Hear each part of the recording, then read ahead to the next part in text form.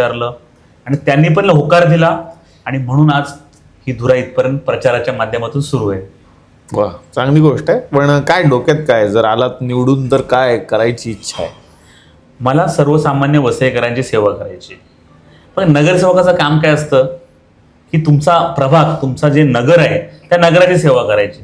लोकांचे problem basic असतात. लोकांना ना 24 तास लाईट पाहिजे. आज वसईत अशी समस्या ना, लाईट गेल्यानंतर मी ज्या ठिकाणी राहतो MSCB वाले फोन पण उचलत नाही. म्हणजे एक साधा त्यांच्या आमच्याकडे MSCB ला सनसिटीमध्ये ऑफिस आहे. गेल्या महिन्यापर्यंत यांच्याकडे लँडलाईन नंबर नव्हता. म्हणजे लाईट गेल्यावर लाईन मॅनला फोन करायचा. मग एक लाईन मारे माझी नाईट आहे आता, मग मी डेवाल्याला फोन कर.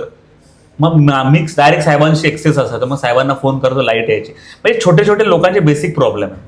आता वसईची भौगोलिक परिस्थिती पाहता वसईत पाणी भरतं, पण ते कधी भरतं की जेव्हा हायटाईड असते आणि वरून राजा प्रकोप देतो त्याच वेळेला पाणी भरतं.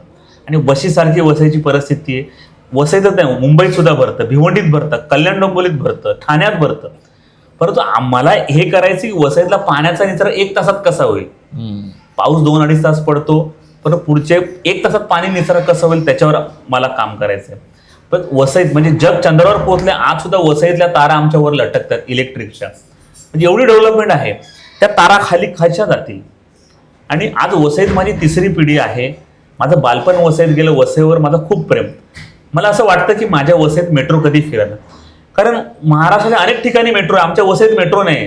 म्हणजे ती अशी माझ्या वसईतून ती फिरावी अशी मला मनोमन वाटतं. मी आप्पांनाही माझी इच्छा बोलून दाखवली. आप्पांनी त्याबाबत पत्रव्यवहार सुद्धा केलाय, परंतु यावी. परत तुम्ही बघितलं वसईमध्ये महाराष्ट्रामध्ये इतर मोठे मोठे रोड बनतात, टनेल बनतात, ते सगळं होतं. पण वसईला हे जे वरचे राजकारण आहेत वसईला वाळीत का टाकलं काय कळत नाही. आजही तुम्हाला वसईवरून ठाण्याला जायचं